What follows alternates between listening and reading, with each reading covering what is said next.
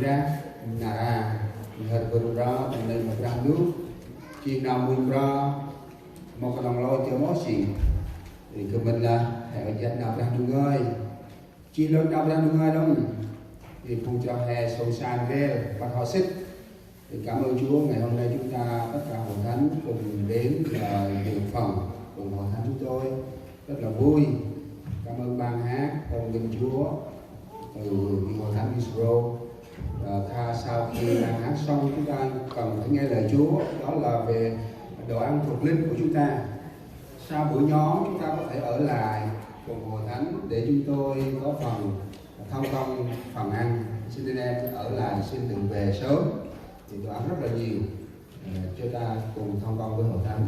Xin mời mục sư Diệu Giai sẽ giảng lời Chúa cho chúng ta. Đang Rai Nam Lý tôi biến hè tức lên ngói thì chúng ta cùng nhau đứng lên xin cầu nguyện. Thì cực rằng Monica hắn ta đóng được bằng đa bước bằng thì lịch trên hè tôi anh em mát từ buổi sáng trong đây nó ăn học rằng đủ bước in ski con trong hình ngoài mà không âm nhiên khoanh ra ơi anh hiện ra chìm ôi là quát win mà gram lẽ ngôi ngồi rì chung rì vật này ôi ao mi rằng đủ mày là cho sao hiện mát trên lẽ ngôi on nô tết ngay dứt bác mà rằng đủ cả kiếp là primary kiểu thế dan khoanh ra kia trong nguyên hầm bol phùng gòn tầm mùng và coi khoanh làm tí bạn nào mình ơi áp nằm lên sóc trơn đột ra cổ hai tròn ra nhớ sao mong am bước mà bằng phải this place. Amen. Để xin hội thánh an toàn. Thế cơ chân cùng vào lâu ấy mà là ngôi phùng trò hè tầm nào.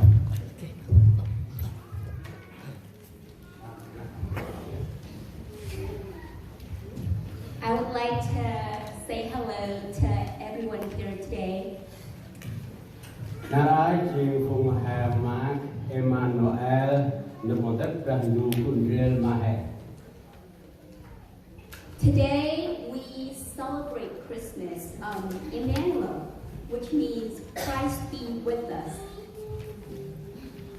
Nó vua hào tăng chí phùng Brah phùng Brah nào cũng mát mà phải Brah. As we've heard the songs and the dances earlier. Tầm lá ngôi phùng hè tầm vần lá hào ít mát mà phải đủ phải Brah hè. All of us want to please God. Nó vua nào đi cướp tùl cướp hồn chí. The story of my life when I was a child. Cướp ít mát mà mít cướp. I wanted to please my parents. Tùl cướp hồn chí này đúng thì cướp nghe tình rênh. When I was younger, I drank alcohol. Chơi cướp Brah cướp là vui cho mình vui nhiều. He sang that song. Mình cướp bằng ngót gần. My mom was very sad. Chơi tất bằng ngót mà cướp. And she said to me, Bằng là thơ cờ. son, Cướp ngôi trường đấy. I am not gonna live long. Cướp bị khách gần. I want to go to heaven quickly. Giờ đấy cướp của mình nào mít lá mà cướp này. And then I pondered what my mom just told me. Phá bờ mít này bằng ngà ngót mà cướp năm bộ này. Why did my mom say sad things to me? Ồ, anh cướp nghe tình rênh. She said it because I drank alcohol. Trên đây cướp má tình rênh. And then I gave up drinking. Cướp hành rốn. I went to church. Cướp gơn Brah. I started singing in the choir. Ô, mình cướp bằng má. When my mom saw that, she was excited and she was happy. Là ngôi phùng hè nào là. All of us here today, Phùng hè chừng phùng ớt có một rành ra.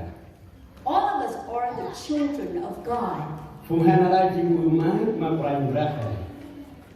All of us want to please Loạt Brah du Brah Brah tam nar al hút nào đây hay nar al. Thank God. The title of our sermon today is hút nào đây mong bơ Brah Giêsu chur de. Why was Jesus born? Trong tam hai horat chi nar al. As we've read the main verse today, Tam rum sumut ma thiên của Ngói trong verse chit Ngói. in Matthew chapter 1, verses 21, that was our main verse that we just read earlier. Păng ra đến chu hay con buộc lô. Mai Brah tamamo Păng Giêsu chỉ nôm tam rạc lá, yor lah Păng yor Brah tam rạc lá phung on lan Păng vương nào đây. Nay chinh trong tam nào hẹn đấy là ai. Ở bờ đứng tam nào rất đường ai ai. Mong bơ Brah Giêsu chur de. Why was Jesus born? Ngói nào bằng rung mà em đồ.